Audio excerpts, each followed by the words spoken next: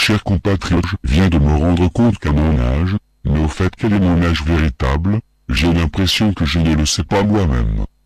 Je viens de me rendre compte que dans la loi fondamentale, autrement dit la Constitution, j'avais prévu que je ne pourrais pas me présenter à l'élection présidentielle plus de 2 fois, or je me suis déjà présenté 5 fois, la première fois en 1982, la deuxième fois en 1989, la troisième fois en 1996, la quatrième fois en 2003, et la 5e fois en 2009, souvenez-vous mes chers concitoyens. J'ai même été élu une fois en 1989, avec 99,99% des voix. C'est la raison pour laquelle cette fois-ci, je viens de faire une grande tournée dans le pays, avec tous les moyens financiers de l'État, pour me présenter en 2016 et avoir cette fois-ci au moins 100% des voix. Mon parti gagne toujours les élections, je ne sais pas comment il fait, car personne ne paie de cotisation, et l'on distribue non seulement des t-shirts, mais aussi des enveloppes sans que je sache d'où cela sort, magique non?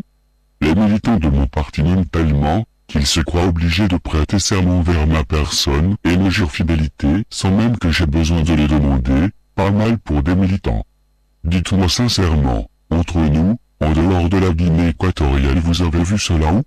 Les gens ne peuvent plus se passer de moi, regardez, même l'ambassadeur de la Guinée équatoriale en France a déclaré que je pouvais me présenter non seulement en 2016, mais aussi en 2023, ce qui fait que je pourrais être président jusqu'en 2030. Bien vu n'est-ce pas?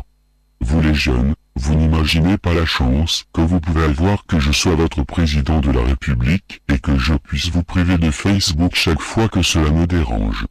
Et vous les moins jeunes, vous en avez la chance d'avoir un président qui en 2023 sera depuis plus de 50 ans au pouvoir. Regardez les autres pays qui n'ont pas cette chance. Ici lorsque vous avez un président c'est pour un demi-siècle. Pour arriver à ce résultat, je pense qu'il faut que je demande la bénédiction du pape pour me présenter jusqu'en 2030. S'il dit oui, je lui ferai construire une nouvelle basilique dans l'aéroport de Malabo afin que l'on puisse prier pour ne plus que l'on me saisisse mes avions. En attendant j'ai fait assassiner grâce à ma famille et à mes amis qui me soutiennent moins de 130 opposants, oui je dis bien 230 opposants, dont le dernier en date est Bonifacio, et ce, grâce à l'aide de mon épouse Constancia qui lui a tendu un piège et qui a réussi par la ruse à le faire revenir au pays après 27 ans d'exil, pour gagner les élections. Après mes fausses tables rondes, j'ai fait créer une fausse correcte pour introduire la confusion, et grâce à la rente du pétrole je compte bien acheter au passage quelques opposants qui traînent ici ou là, ainsi que la presse et les médias, comme je fais d'habitude. Je comptais prendre ma retraite car un magazine américain a évalué ma fortune actuelle à 600 millions de dollars. Il est vrai que je ne paie pas de loyer, ni mes employés, ni mes repas, ni l'électricité, ni le téléphone, tous mes frais sont payés par l'État, et je donne même de l'argent de poche à mon successeur d'office Teodoro pour qu'il puisse acheter des montres, des voitures, des maisons et tout ce dont il a besoin. Malgré toutes ces dépenses, chaque jour je gagne pas moins de 50 000 dollars, oui je dis bien 50 000 dollars par jour. Si vous ne me croyez pas, faites le calcul avec moi et vous verrez qu'en multipliant ce chiffre de 50 000 dollars par le nombre de jours depuis que je suis au pouvoir vous trouvez 600 millions de dollars. Quand je pense qu'il y a des ONG qui disent que l'on vit en Guinée équatoriale en dessous du seuil de pauvreté, je ne comprends pas.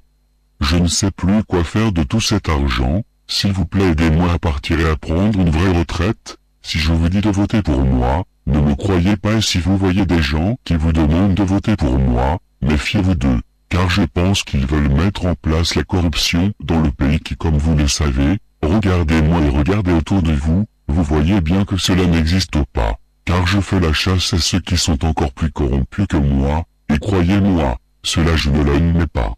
Vive la corruption, vive les biens mal acquis, vive le seuil de pauvreté, vive la dictature, vive la torture et la suppression de la peine de mort remplacée par les disparitions d'opposants. Je dois rester au pouvoir jusqu'à ma mort et jusqu'à ce qu'il n'y ait plus d'opposants en Guinée équatoriale, car je veux continuer à les faire disparaître un par un, comme je l'ai fait jusqu'à maintenant pour me maintenir au pouvoir. Je l'ordonne en tant que dictateur à toute la clique d'Obiang que j'ai mis au pouvoir pour me maintenir, en tant que jeunesse, pour me maintenir coûte que coûte jusqu'en 2030.